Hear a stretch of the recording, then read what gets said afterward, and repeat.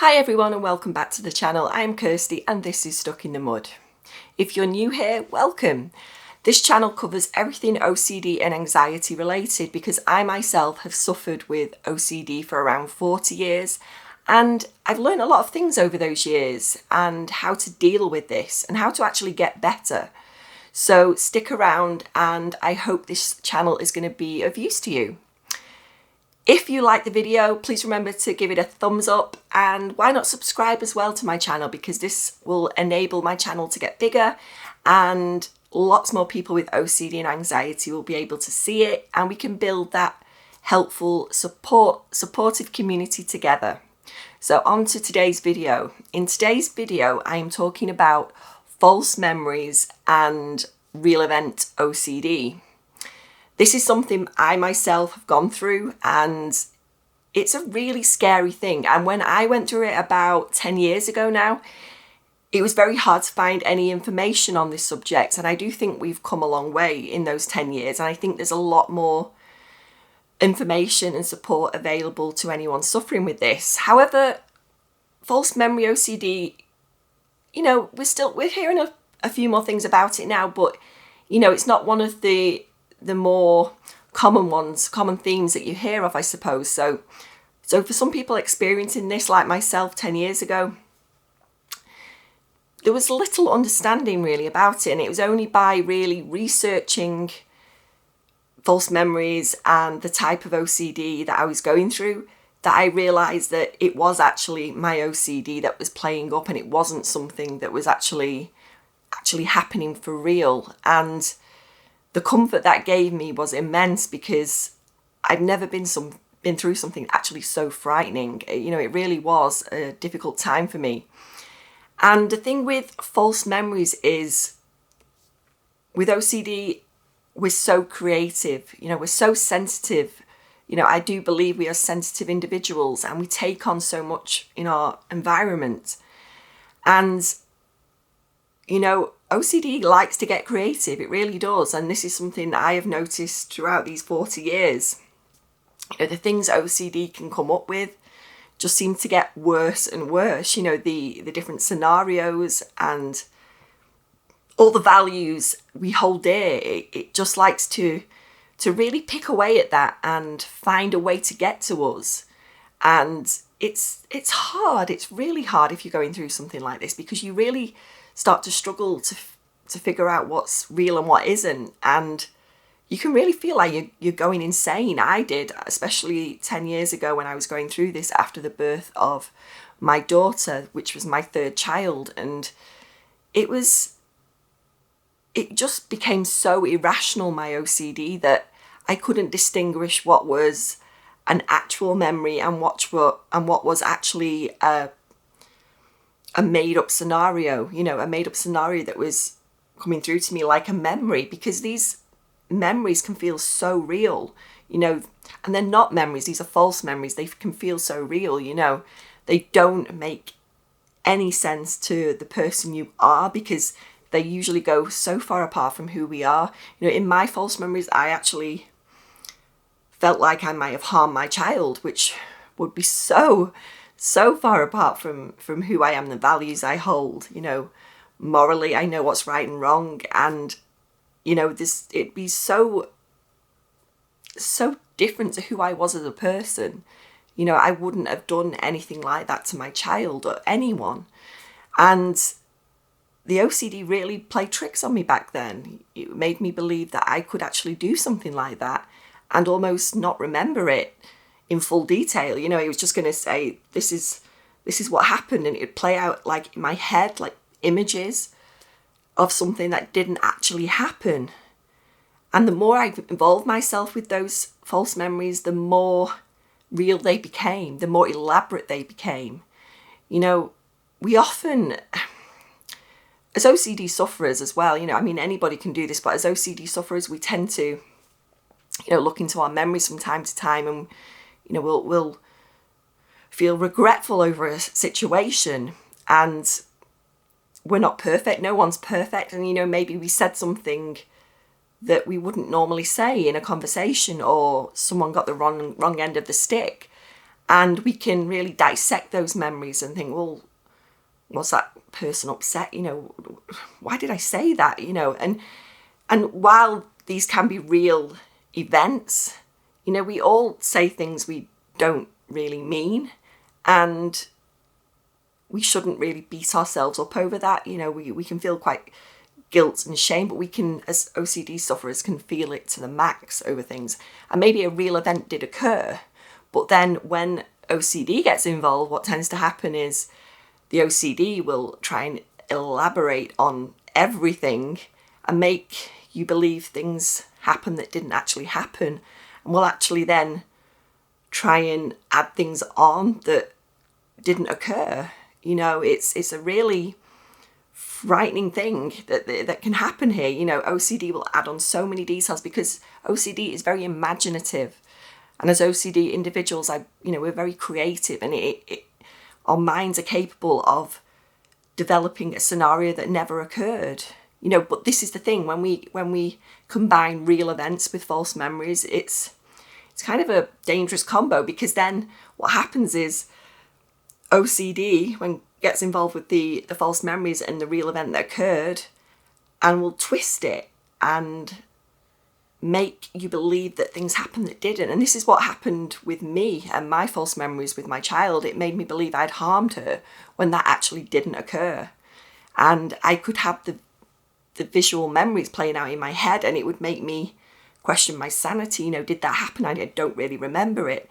And it was frightening. I really did get to a place where I couldn't cope anymore. I ended up at the crisis centre at A&E for mental health. I was just at my wit's end with it all, because I just didn't know what was real anymore. My reality just seemed so skewed and kind of mixed up. I didn't understand reality anymore. It's a really, really difficult time. And I really get, if you're going through this right now, how OCD can play tricks on you and make everything seem so real when it isn't. And the one bit of advice I'd give to you, and this is really what dug me out of a real deep dark hole back then, is not involving myself with these. And I know that is so difficult. The more we involve ourselves with these so-called, memories, the more elaborate OCD will become, and the more imaginative, the more things it will add on and skew memories, and it may even develop a whole scenario that never even happened. It doesn't even have to be with a real event. Sometimes it can be around a real event that happened, but it can actually make up a whole scenario, a whole scene that never even occurred. This is how creative OCD can get. And that's kind of like what happened to me. And although it was around real scenarios and things that may have happened, I actually could see visions in my head of things that didn't occur. And you can say now, well, how do you know that didn't happen? And this is why we get so pulled in and sucked into OCD, because we crave certainty. We want to know for sure that didn't happen, and we're not going to be held accountable for something that happened because it's so far apart from who we are. We don't deserve that. We're good people. We're not going to commit something that we're so against, that so we have so much anxiety against. It's not who we are as people, in our core. It's not something that you could actually do. And I realise that now, the more I refrained and resisted from involving myself in these memories, because you can feel yourself getting pulled in. I think we're all in agreement with that. You can feel yourself getting dragged into it and drawn into it and trying to recollect and remember these things. But you will never come to a conclusion over it, because OCD's main aim is to keep you trapped in that cycle of figuring out and working out what happened. And you will never get to a conclusion. You might get to a reassurance over it. If you ask someone for reassurance that may have been with you, or over something that you may remember, you may get someone else's opinion on it and they may go, oh, no, nothing like that would happen. Or maybe you even ask the person involved and they will say, no, nothing happened. But you know what, that's still not good enough for OCD, because you're holding yourself to account. You're holding yourself account to all these really difficult emotions, like the anxiety, the guilt, the shame, the frustration and anger that we feel. And we don't want to be guilty of that, that we don't want that over us, because that is not who we are as people. And I think, as an OCD sufferer, I realise that now, I at all costs, I wouldn't want to be associated with anything that was in my false memories, because that's just not who I am, and it's not the person I am morally, and ethically, all these things. And to be that person would be just bring my world down, it'd shatter my whole world, because it's just not who I am, and it's not who you are. And I think the more we refrain from involving ourselves in these false memories, whether they focus around a real event that happened, the more we can refrain from that. And that's what metacognitive therapy has actually taught me, is to just stand back and let those things play out. We're not pushing these thoughts out. And I think this is where a lot of us go wrong with OCD. We're trying to push away these thoughts, these images, these false memories. We're trying to get rid of them. Our goal with OCD is trying to get rid, and we're going the wrong way about it. If we can coexist with them and let them be there, we're telling our mind that this isn't important. The more we involve ourselves with these things, the more important we're signaling to our brain that these need to be remembered, these need to be recollected, these need to be, under scrutiny, because they're important. But if we can refrain from that, our brain will suddenly realise that these are just non-events and not important. Even if, like I say, even if something real happened, because I think, and this is true, and I know my therapist used to say this to me, is that we would actually remember if something actually happened for real. And I know that's easy for someone to say that's not suffered from it, but but I know what she was talking about there. If I really did something terrible, I would remember it in tiny details, And the fact is that the way our false memories work, that it's shifting and changing all the time. If that was a real memory, you would remember it detail to detail. It's not something that would just shift and change all the time. And that's what false memories do. They're always shifting and changing. Or maybe we do remember it in, we're thinking we're remembering it in a detail, but that's just OCD messing with you again. It's just trying to suck you in and keep you hooked into that memory and try and fight it. And that's just asking for more of the same. And it's a hard fact to and it's a hard pill to swallow, that, when you're thinking, I just want to come to some conclusion over this, but I can't. But if we can just take a step back and let that play out, it's going to play out, and it's going to make you feel anxious that you're letting it be there. But, the reason we're trying to push these out all the time is because we want to get rid of those uncomfortable feelings that come along with the intrusive thoughts, false memories. But the more we can let them hang out there and feel those we've got to feel it to heal it. I say this a lot, and it's true. It really is true. And I know we're all capable of this, because if I can do it, I know you can do it. And I know there is hope in getting better from this. It doesn't have to be a life sentence. It really doesn't. You can live a normal life and function normally, and it doesn't take away the fact we feel we're so sensitive and the way we look at the world. I think that's a really good thing, and it's a nice thing to be like. You should value that, and it's important. I think it'd be nice if more people were like that, very sensitive to the awful things that happen in the world. And we should treasure that, because that's a good quality to have. But the more we involve ourselves in these things, and the more we hold ourselves accountable for things that never actually happened, it limits our world.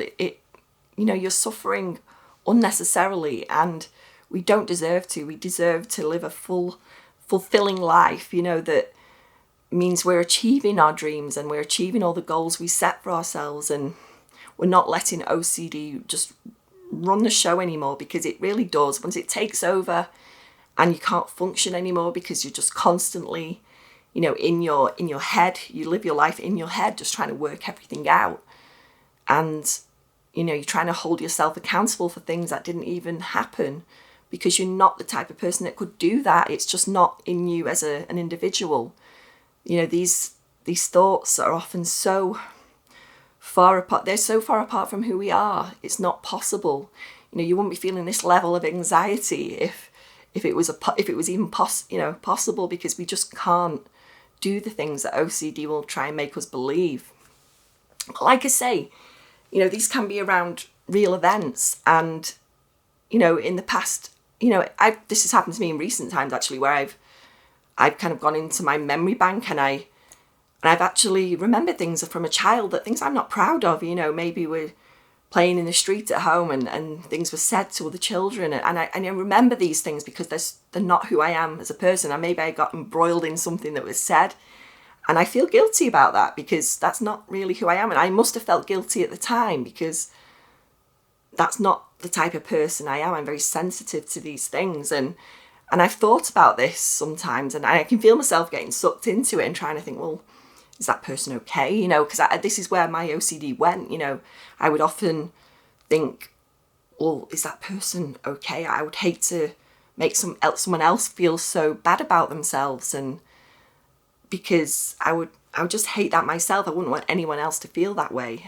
But we live and learn. You know, these things happen when I was a child. You know, we're always learning and growing, and I can't really hold myself to account so much and feel so guilty for the rest of my life over something that was done as a child. You know, these things happen. We're not perfect. We're always growing and learning, and yeah, there's going to be things all of us are not proud of in the past, and that was a real memory. I know that was a real memory.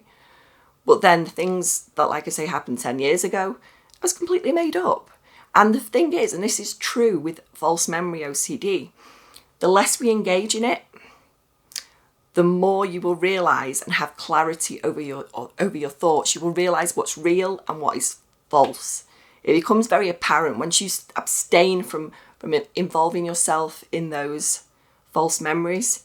You suddenly realise that that didn't happen, and it's like a clarity that came over me, and the less I involved myself with it and the less I tried to work it out, the more clarity I got. And that's because we're not so embroiled in it. You know, we're not carrying all these, you know, emotions with us, and everything just blows up into something, and a narrative, a story that never even happened. It never occurred.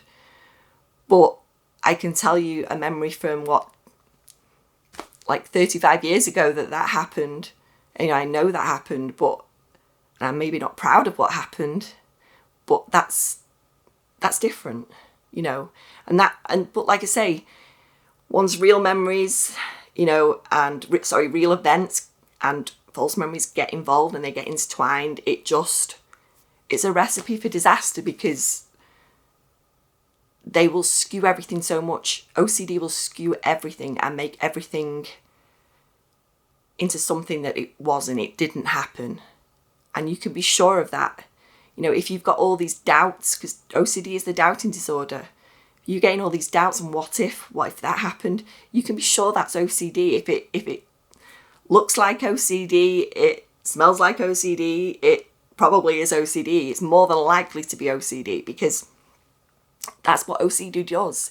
It wants to keep you in that cycle, going round and round, trying to figure out, and never actually get to a solid conclusion.